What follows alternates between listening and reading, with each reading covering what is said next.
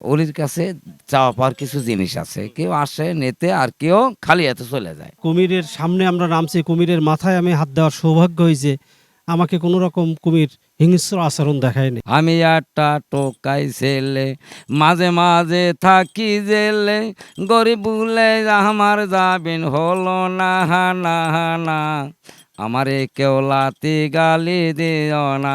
পানি খাইলে মানুষের রোগ ব্যাধিও পর্যন্ত ভালো হয়ে যায়, এত সুন্দর। ফকির দিয়ে আমাদের লুঙ্গি গামছা এগুলো ব্যবস্থা করে দেয়। গোসলের আমি কোনোদিন কষ্ট পাই নাই, যে গোসল করব আমি লুঙ্গি পাবো কোথায়, গামছা পাবো কোথায়। কেমন জানি একটা অলির মাধ্যম দিয়ে বা কোনো ফেরেস্তার মাধ্যম দিয়ে আমাদের গামছা লুঙ্গি ব্যবস্থা করে দিচ্ছে। উনি একজন ধর্ম প্রচারক ছিলেন, ইয়ামেন থেকে আসছেন, পারস্য থেকে এখানে ধর্ম প্রচারের উদ্দেশ্যে আসছিলেন। এই আশপাশে যত এলাকা দেখছেন সবই ছিল হিন্দু এলাকা। উনি এখানে ইসলামের আবির্ভাব ঘটাইছে।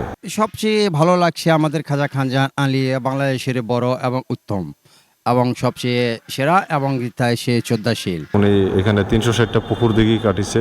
এই যত পাথর দেখতেছেন সব পাথর পানির পদ্মে ভাষায় নিয়ে আসছে উনি চট্টগ্রাম থেকে। উনি যদি একজন বুজুর্গ পীর না হলো তাহলে উনি এই পাথরগুলো কিভাবে নিয়ে আসলো পানির পদ্মে ভাষায়? দর্শক, আজ আমরা চলে আসলাম বাগেরহাট খানজাহান আলী মাজারে। মোহাম্মদের একটি ফুলে 5টি রং তাই ধরেছে, মোহাম্মদের একটি ফুলে, সেই ফুলেরই মালিক যিনি, সেরে খোদা শিরোমণি, ফুলের পাতায় মা জননী ফতেমা নাম রয়েছে। মোহাম্মদের একটি ফুলে 5টি রং তাই ধরেছে, মোহাম্মদের একটি ফুলে। আমরা যখন বিভিন্ন মাজারে যাই তখন কিন্তু আমরা দেখতে পারি যে কোলাহল উচ্ছৃঙ্খল সবকিছু মিলে কিন্তু একটা অন্যরকম পরিবেশ মনে হয়। কিন্তু আমি যখন খানজাহান আলী মাজারে ঢুকলাম, আমার কাছে কেমন একটা শান্তি শান্তি মনে হলো, যে এখানে খুব শান্তভাবে মানুষজন আসছে, ভক্তি শ্রদ্ধা করে চলে যাচ্ছে। আমরা একটু এই আমার শ্রদ্ধেয় 2 বড় ভাই আছে, আমরা একটু কথা বলার একটু চেষ্টা করি। মিয়া ভাই, আসসালামু আলাইকুম রহমতুল্লাহ। ওয়ালাইকুম আসসালাম। মিয়া ভাই, কেমন আছেন? আলহামদুলিল্লাহ, ভালো আছি আমি। আমি আজকে প্রথম আসলাম এই মাজারে, কিন্তু অনেকেই বলে যে এই মাজারটা খুবই ভালো। আপনি কতদিন যাবত খানজাহান আলী মাজার থেকে আসছেন বা এখানে ভক্তি শ্রদ্ধা করছেন? আমি 35 বছর ধরে এই মাজারে আসি। হ্যাঁ, প্রতি বছর আমি কম বেশি এই মাজারে আসছি এবং আমার পরিবার নিয়েও এই মাজারে আসছি। এই মাজারে খুবই সুন্দর পরিবেশ, মনোরম পরিবেশ। এই মাজারের প্রতি ভক্তি থাকলে অনেকে অনেক মুক্তি পাচ্ছে এবং এই মাজারে গোসল করলে অনেকের কুষ্ঠরোগ, এই রোগ আছে, এই পানিতে গোসল করলে তাদের এই কুষ্ঠরোগ থেকে নিরাময় হয়ে যায়। এই মাজারে কুমির আছে, কুমিরের সামনে আমরা নামছি, কুমিরের মাথায় আমি হাত দেওয়ার সৌভাগ্য হয়েছে। আমাকে কোনো রকম কুমির হিংস্র আচরণ দেখায় নেই। হাজার হাজার মানুষ আমার মতো এই কুমিরের মাথায় হাত দিছে এই মাজারে বসে। এটা আমার কাছে মনে হয়েছে এটা আল্লাহর একটা অলৌকিক ঘটনা বা খানজাহান আলী রাদিয়াল্লাহুর একটা অলৌকিক ঘটনা। এ দ্বারা আমার অনেক কিছু শিক্ষণীয় আমাদের আছে। আপনারা এ দ্বারা অনেক কিছু, যারা দেখছেন তারা অনেক কিছু জানতে পারছেন, অনেক কিছু শিখতে পারছেন। এই অনুপ্রেরণা কার যে আপনি এই খানজাহান আলী মাজারে আসলেন? আমার মাই অনুপ্রেরণা ছিল যে চলো ওই মাজারে তোমাদেরকে নিয়ে যাব, ওই মাজারে গোসল করাবো, ওই মাজার দেখাবো, ওই মাজারের অনেক কিছু জানার আছে এই মাজারে আসলে। আমার মার অনুপ্রেরণাই প্রধান অনুপ্রেরণা ছিল। মার অনুপ্রেরণা। আপনার মা মনে দীর্ঘদিন এখানে আসলেন? মা ও আব্বাও দীর্ঘদিন এই মাজারের প্রতি ওনাদের একটা ভক্তি ছিল যে না, মাজারে আল্লাহর একটা ওলির মাজার, এই মাজারে অনেক কিছু নিহত আছে। এই মাজারে চাইলে অনেক কিছু আল্লাহ মাজার ওসিলায় অনেক কিছু দিতে পারে, অনেক রোগও সুস্থ করে দিতে পারে। তাই আমরা এই মাজারে আসছি। বাংলাদেশে বিভিন্ন মাজারে আমি গিয়েছি, কিন্তু পরিবেশ আমার কাছে এত ভালো মনে হয় না। দেখা যায় যেখানে নেশাগ্রস্ত বা বিভিন্ন চিন্তা ভাব এক একজন, এই জিনিসটা কিন্তু আমি এখানে এই মাজারের আরেকটা অলৌকিক আছে, অনেকে আমরা গামছা নিয়ে আসি না, লুঙ্গি নিয়ে আসি না। এই মাজারে আসলে আল্লাহর অলিরা বা ফেরেস্তারা দিয়ে বা কি ফকির দিয়ে আমাদের লুঙ্গি গামছা এগুলো ব্যবস্থা করে দেয়। গোসলের আমি কোনোদিন কষ্ট পাই নাই, যে গোসল করব আমি লুঙ্গি পাবো কোথায়, গামছা পাবো কোথায়। কেমন জানি একটা অলির মাধ্যম দিয়ে বা কোনো ফেরেস্তার মাধ্যম দিয়ে আমাদের গামছা লুঙ্গি ব্যবস্থা করে দিচ্ছে। আসলে কি পেয়েছেন আপনি? আসলে আমি পেয়েছি, যার জন্য আমি এটাকে খুবই ভক্তি শ্রদ্ধা করে আমি দেখছি এই মাজারটাকে, যে এক এক জায়গায় এক একটা আল্লাহর নিয়ামত বা কুদরত আছে। আমার কাছে মনে হয়েছে এইখানে একটা কুদরত নিহত আছে, না হলে এরকম কেন পাচ্ছি আমরা। দর্শক, এটা আসলে যে ঘটনাটা শুনলাম ভাইয়ের কাছে, যে ওনারা হয়তো লুঙ্গি গামছা নিয়ে আসে নাই, কিন্তু এখন গোসল করা প্রয়োজন, কিন্তু এটা কিভাবে পাবে? এটা কিন্তু অটোমেটিক্যালি ওনাদের কাছে চলে আসলো। আসলে ভাই কিভাবে আসলো এই জিনিসটা? আসলে এটা আল্লাহর অলৌকিক, এটা আমি নিজেও ভাবতে পারে নাই যে আমি আজকে গোসল করব, কোথায় গামছা পাবো, লুঙ্গি পাবো, পাই নাই, খুলনার থেকে নিয়ে আসে নাই, আমি কিভাবে গোসল করব? আল্লাহ কি ব্যবস্থা করে দিয়ে দিচ্ছে এবং সে অপেক্ষা করে আমাকে গোসল করানোর জন্য লুঙ্গি গামছা দিয়ে অপেক্ষা করছে, সাবানও দিছে। আমি বলছি আপনি লুঙ্গি গামছা দেন, না না, আপনাকে সাবান দেবো, আরও কি খেদমত করবো, আপনি কিছু খাবেন তাও খাওয়াবো। আমার বুকটা ভরে গেছে যে আপনি কথাগুলো বলছেন কি, আপনি একজন দরিদ্র মানুষ, হ্যাঁ, আপনি আমাকে খাওয়াইতে চাচ্ছেন, আমি তো আপনাকে খাওয়াবো, আমার তো আল্লাহ সেই অ্যাবিলিটি দিয়েছে, তারপরও আপনি আমাকে খাওয়াইতে চাচ্ছেন, তা আপনাকে ধন্যবাদ। এভাবে ধন্যবাদ আমি গত পরশুদিন আমি দিয়ে গেছি তাকে। আমাদের পাশে আরেক ভাই আছে, একটু ওনার সাথে কথা বলে পরে আবার আমার ভাই কাছে আসবো। ভাইজান, আপনি একটু বলেন যে আপনি, ওয়ালাইকুম আসসালাম, আপনি যেহেতু আমি আজকে দীর্ঘ ছোটোবেলার থেকে আমরা এই খানজানের মাজারে আসি। আমাদের বাড়ি খুলনায়, তো বাড়ি আবার এই বাগেরহাটের ওই পাশে আছে আমাদের। দীর্ঘদিন ছোটোবেলার থেকে আমরা এই খানজান আলী ভক্ত এবং খানজান আলী আসে, অনেক কামিয়াব পাইছি, অনেক উন্নত পাইছি। তার মানে গুণগান বলে আর কি শেষ করা যাবে না। এই খানজান আলীর এত গুণগান, যা পানি খাইলে মানুষের রোগ ব্যাধিও পর্যন্ত ভালো হয়ে যায়, এত সুন্দর। আর মাজার তো ভক্ত যারা আছে আমরা আসলে কি আপনি এটা পরীক্ষিত, আপনি নিজেকে পরীক্ষিত? নিজেকেও পরীক্ষিত, এমনকি যা বলে শেষ করেন, রোগের জন্য কোনো যদি কিছু করা হয় তাও সে ভালো হয়ে যায়। আর পাগল তো আমরা আসি সেইভাবে, মোটামুটি যেভাবে তাকে ডাকলি পাওয়া, তাকে অনেক রোগ ব্যাধি পর্যন্ত ভালো হয়ে যায় মাজার, আল্লাহর রহমত। আসলে এটা হলো এক একজনের মানুষের মনের ভাব এক এক রকম, কেউ আসলে বিশ্বাস করে, কেউ বিশ্বাস করে না। এটা সম্পূর্ণ আমাদের ব্যক্তির উপর নির্ভর করে। যদি আমরা এটাকে বিশ্বাস করি যে আসলে এটা হচ্ছে, তাহলে হচ্ছে। আর যদি মনে করি যে হচ্ছে না, তাহলে কিন্তু এটা আমরা সারা জীবন চিন্তা ভাবনা করলে যতই চেষ্টা করি, কিন্তু এটা কিন্তু বিশ্বাস না, করানো বিশ্বাস করানো সম্ভব না। যেহেতু আপনি যে আমাকে ইনফরমেশনটা দিলেন, খুবই আসলে এটা দুর্দান্ত একটা আমার মন হৃদয় সব কেড়ে দিছে যে আমরা তো আল্লাহর, ও আল্লাহকে শ্রদ্ধা করতে বলছে, কিন্তু পীর সাহেবটা কি, এখানে শুধু আমাদের ভক্তি, কিন্তু আমরা মূলত আল্লাহর অনুসারী। আমাদের আল্লাহ যেভাবে নিয়ন্ত্রণ করে, আমরা তো সেই নিয়ন্ত্রণেই চলি। কিন্তু এটা অনুসারীর এখানে আসলে মনটা একটু উৎফুল্ল লাগে, ভালো লাগে। আর আল্লাহ এই আনছে যে নিশ্চয়ই এর ভিতরে আসলে কোনো কামিয়াবি হব, তাই আমি এখানে আসি। ভাই ভালো থাকেন, নামাজের সময় নামাজের সময় আপনাকে অনেক অশেষ ধন্যবাদ। আমাদের এই ইয়েটাকে আপনি গোটা বাংলাদেশ প্রসারিত করে দেবেন, আমার দেখে আরো অনেক মানুষ সামনের দিকে আসুক, আল্লাহর অলিকে শ্রদ্ধা করুক, সম্মান করুক, এটাই আমার কামনা।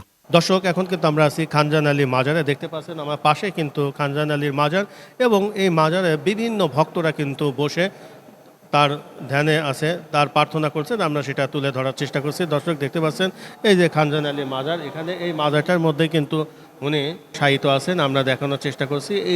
এইখানে কিন্তু সাধারণ ভক্তরা এখানে প্রতিনিয়ত চলে আসেন এবং তারা এখানে এসে প্রার্থনা করে থাকেন। আমরা সেটা তুলে দেওয়ার চেষ্টা করছি। এখানে বেশ কিছু ভক্তরা আছে, ওনাদের সাথে আমরা একটু কথা বলার চেষ্টা করি। প্রত্যেক দিন ধর্মমান মুসলমান ভাই বোনেরা আসে, ওনারা মাজার জিয়ারতের উদ্দেশ্যে আসে। এখানে প্রত্যেক দিন হাজার হাজার লোক হয়। উনি একজন ধর্ম প্রচারক ছিলেন, ইয়ামেন থেকে আসছেন, পারস্য থেকে এখানে ধর্ম প্রচারের উদ্দেশ্যে আসছিলেন। এই আশপাশে যত এলাকা দেখছেন সবই ছিল হিন্দু এলাকা। উনি এখানে ইসলামের আবির্ভাব ঘটাইছে। এখানে উনি অনেক মসজিদ করেছে, 360টা মসজিদ করেছে, 360টা পুকুর কাটছে মানুষের সেবামূলক। আগে এখানে মিষ্টি পানির খুব অভাব ছিল, নোনা পানি অনেক ছিল, এর জন্য উনি এখানে 360টা পুকুর দিকেই কাটিছে। এই যত পাথর দেখতেছেন সব পাথর পানির পদ্মে বাসায় নিয়ে আসছে উনি চট্টগ্রাম থেকে। এটা সত্যতা আছে, এটা কোনো মন গড়া কথা না, এটা 100% সত্যতা আছে। অন্য ধর্মের মানুষও আসে, তারাও ভক্তি শ্রদ্ধা জানায়। খানজান আলী পীর সাহেবের মাজার শুধু বাংলাদেশ না, বিশ্বের সব রাষ্ট্রে ওনাকে চিনে। বিশাল সাইজের একটা এখানে পুকুর দেখলাম। এই পুকুরে অনেকে নাকি গোসল করলে বিভিন্ন রোগ জীবাণু নাকি ভালো হয়ে যায়। আবার এখানে নাকি কুমিরও আছে। কুমির আছে দিঘিতে, এবং ওই যে পুকুরটা দেখতেছেন, ওই পুকুরের যে পানিটা, ওই পানিটা পীর সাহেব নিজে পড়ে রেখে গেছে। ওটা মানুষ নিয়াত করে খায়, ভক্তি বিশ্বাস করে, আল্লাহ মাফ করে। ভক্তি বিশ্বাসের ব্যাপার। আমরা যেমন আল্লাহকে না দেখে নামাজ আদায় করি, 5 ওয়াক্ত নামাজ আদায় করি ওনাকে রাজি খুশি রাখার জন্য, কিন্তু আসলে তো আমরা দেখি না। বাংলাদেশে মাজার নিয়ে অনেক তর্ক বিতর্ক আছে, বিভিন্ন জায়গায় কিন্তু মাজার ভাঙাও হয়। এই সম্পর্কে আপনি কি বলবেন? যে আসলে অনেকে বলছে যে মাজারটা আসলে সঠিক না, আবার অনেকে বলছে যে মাজারটা সঠিক, যেটা আপনি বলছেন যে আমরা বিশ্বাসের উপর নির্ভর করি। এখন আসলে ইন্ডিয়া আসছে 600-700 বছর আগে। তখন এখানে কোনো যানবাহন ছিল না, মানে আকাশপথও ছিল না, জমিন পথও ছিল না, নৌপথও ছিল না। 700 বছর আগে কোনো যানবাহন ছিল না আমার জানা মতে, আমার ক্ষুদ্র জ্ঞানে যেটা বলে। তাহলে উনি যদি একজন বুজুর্গ পীর না হলো, তাহলে উনি এই পাথরগুলো কিভাবে নিয়ে আসলো পানির পদ্মে ভাসায়? আপনি আমি একটা ইট পানির পরে ভাসায় দেখেন তো। এত হাজার হাজার পাথর কিভাবে উনি পানিপথে ভাষায় নিয়ে আসলেন? তাহলে নিজে এটা বিশ্বাস করা তো যে কোনো মানুষের উচিত যে উনি অরিজিনাল একজন কামেল পীর। এখন বাংলাদেশে অনেক বন্ড পীর আছে, জীবিত পীর। এখনকার যুগে কে কেমন এটা তো মানুষের ভিতরে বোঝা যায় না। আপনার ভিতরে কি আছে কি আছে বোঝা যাবে না। আমার ভিতরে কি আছে এটা আপনি বুঝতেছেন না। কিন্তু আসলে বাংলাদেশে এখন বর্তমান যুগে কিছু ভণ্ড পীর গজাইছে। এরা ওই মানুষকে প্রতারণা করে, মারা যাওয়ার পরে একটা কবর উঠে সেখানে মাজার করে। আসলে ওই মাজারগুলার এই মাজারগুলোর ভিতরে অনেক ডিস্টেন্স আছে, অনেক পার্থক্য আছে। ইন্ডিয়া আসছে 700 বছর আগে এই বাংলাদেশে ধর্ম প্রচার করার জন্য, অন্য কোনো কাজে না। মানুষের মঙ্গলের জন্য অনেক কিছু করে গেছে। আচ্ছা, আপনি তো শুধু একটা মাজারে আছেন, কিন্তু বাংলাদেশে তো অসংখ্য মাজার আছে। আমরা দেখি যে ঢাকাতে দেখি আমরা অলি গলিতে কিন্তু বিভিন্ন মাজার আমরা দেখতে পারি। চট্টগ্রাম বাইজিদ মোস্তামে গেছি, আপনার আছে ঢাকা মিরপুরে গেছি, অনেকগুলো মাজারে গেছি। কিন্তু আসলে ওখানে সিস্টেমগুলো অন্যরকম। ওখানে হয়তো সেরকম দেখভাল করার মতন কেউ নাই, সরকারি প্রতিষ্ঠান। এটা আমাদের ব্যক্তিগত মালিকানা, এটা ভোগ দখলে আমরাই আছি এবং আমরা এটা পরিচালনা করে থাকি। উনি একজন ধর্মপ্রাণ মুসলমান ছিলেন, মানুষের খেজমত করছেন, মানুষের দ্বারে দ্বারে ইসলাম পৌঁছায় দিছে। আমরা তার সঙ্গের সাথে খাদেম, আমার পূর্বপুরুষ ছিলেন, আমিও আছি। কিন্তু এমন কিছু এই দরবারে আমরা না করি যাতে মানুষের চোখে বাঁধে। অনেকেই বলে যে ভাই যে কুমিরের গায়ে নাকি অনেকে হাত দিছে পুকুরে যায়, তবু তাদের কোনো আক্রমণ করে নাই। না না, আপনিও গায়ে হাত দিতে পারবেন। একটু শীতের সময় আসলে পিটিয়ে উঠে ছবি তুলে দিতে পারবো আমি, সমস্যা নেই। দর্শক, আমরা আজকে ভাইজানের সাথে কথা বললাম, যেহেতু ভাই কিন্তু ওনার পূর্বপুরুষ থেকে কিন্তু ইনার খেদমত করছে এবং উনি এটার সাথে ইনভলভ আছেন, এবং আরও আশেপাশে কিছু খাদেম এবং ভক্তরা আছে, ওনাদের সাথে একটু কথা বলার চেষ্টা করি। আসছি তো অনেক বছর ধরে, আমি আসি এবং চলে যাই, আবার মাঝে মাঝে আসি, ভালো লাগে বা আশা করি। কতদিন থাকেন এই মাজারে এসে? 1 মাস 2 মাস 6 মাস 1 বছর থাকি। আমি ভালো লাগে, আমি থাকি। আচ্ছা, যে আল্লাহ পাকের নামে করোনা প্রার্থনা করি, সে অনেক শ্রদ্ধাশীল, আমরা তার ভক্ত এবং কি পাগল। হ্যাঁ, তাদের ছাড়া আমরা থাকতে পারি না। তারা বড়জন, আমরা তাদেরকে আশা করি এসে এবং কি তাদের কাছে দোয়া আশীর্বাদ চাই এবং কি তারা আমাদেরকে ভালো রাখে, সুস্থ রাখে। বাংলাদেশে তো আমরা দেখি বিভিন্ন জায়গায় বিভিন্ন মাজার আছে। মাজারে কিন্তু প্রচুর পরিমাণ মাজার পাওয়া যায়। আপনি বাংলাদেশে কতগুলো মাজার ঘুরেছেন? আমি বাংলাদেশের ভিতরে খাজা খানজাহান আলী, শাহ আলী এবং ছেলে এবং কি গাউছুল আজম মজভান্ডারি, বাবা হজরত আলী সাহেবরান, গাউছুল আজম মজভান্ডারি, এদিকে গোরা শাহ বাবা, সলেমান বাবা এবং কি ধরেন আপনার কুষ্টিয়া নালন শাহ বাবা। মাজারে আপনি যাচ্ছেন, মোটামুটি এই মাজারে আসার পর আপনাদের কেমন প্রতিক্রিয়া, কেমন মনে হয়? সবচেয়ে ভালো লাগছে আমাদের খাজা খানজাহান আলী বাংলাদেশের বড় এবং উত্তম এবং সবচেয়ে সেরা এবং তাই সে শ্রদ্ধাশীল, সে এবং শ্রদ্ধাশীল, সে এবং কি সবারই বড়। সে আমাদের বাংলাদেশে 360টা আউলিয়া যে আছে, সবারই বড় সে খাজা খানজাহান আলী মাইনুদ্দিন চিশতিয়া রহমতুল্লাহি আলামিন। শাহালি মাজারও তো আপনি গিয়েছি। ওইখানকার পরিবেশ আর এইখানকার পরিবেশের মধ্যে কি পার্থক্য? অনেক পার্থক্য আছে। সেটা হলো শহর এলাকা, শহরের ভিতরে চারপাশ দিয়া ঘর বাড়ি, গাড়ি ঘোড়া, দোকানপাট, ওখানে একটু থাকা এবং খাওয়া খাদ্য খুব একটু কষ্ট হয়। আর এখানে এখানে কষ্ট হয় না, এখানে সব খোলামেলা। এখানে যেদিকে যাবেন সেদিকে খোলামেলা, যার কাছে চাবেন সেই খাওয়াবে। এবং কি আমরা দেখতে পারি যে বিভিন্ন মাজারে দেখা যায় গান বাজনা বা বিভিন্নভাবে ব্যবসা বাণিজ্য করা হয়। এই খানজাহান আলী মাজারে এটার কি অবস্থা? অবস্থাটা অনেক সুন্দর, প্রিয় এবং ধৈর্যশীল এবং শ্রদ্ধাশীল। সেই কারণে বাবাজান অনেক আমাদের সম্মানী ব্যক্তি, আমরা তাদেরকে ভক্ত, আমরা তার সেবাহী আমরা হয়ে থাকি। প্রতিদিন শো হাজার হাজার মানুষ আসা যাওয়া করে। বেশি হয় সবচেয়ে শুক্রবার এবং রবিবার, শুক্র রবিবার একটু বেশি হচ্ছে। আপনি তো আছেন এই এলাকায়, জি, আছেন তো না? আছি, কয়েকদিন আছি ইনশাল্লাহ। আমরা আবার আপনার সাথে একটু কথা বললাম। এখানে যে আরো আশেপাশে বেশ কিছু সাধারণ ভক্তরা আসছে, সেগুলো আমরা জানার চেষ্টা করব এবং ওনারা এই খানজাহান আলী বাজারে এসে তাদের প্রতিক্রিয়া কেমন আমরা একটু জানার চেষ্টা করি। দর্শক, এখন আমরা আছি খানজাহান আলী মাজারে। এখানে আমাদের আর এক ভক্ত ভাই দেখি দাঁড়া আছে, ওনার সাথে আমরা একটু কথা বলার চেষ্টা করি, কি অবস্থায়, কেমন কি। ভাই আসসালামু আলাইকুম। ভাই কেমন আছেন মিয়া ভাই? আল্লাহ রাখছে ভালো। কতদিন যাবত আছেন এখানে ভাই?